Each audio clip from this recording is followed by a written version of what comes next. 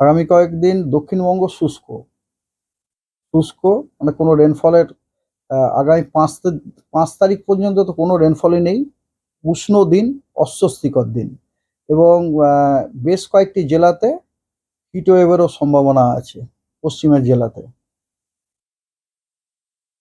যেমন পুরুলিয়া, বাঁকুড়া, পশ্চিম বর্ধমান, ঝাড়গ্রাম, পশ্চিম মেদিনীপুর এগুলোতে।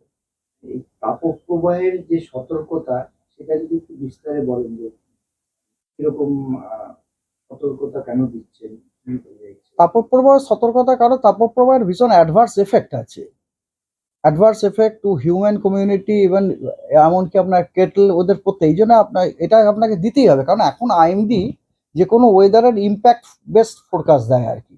তাহলে একটা ওয়েদার, এই যে তাপপ্রবাহটা বিভিন্ন সেক্টরকে কিভাবে প্রভাব ফেলে, যেমন স্বাস্থ্য, কৃষি, জল,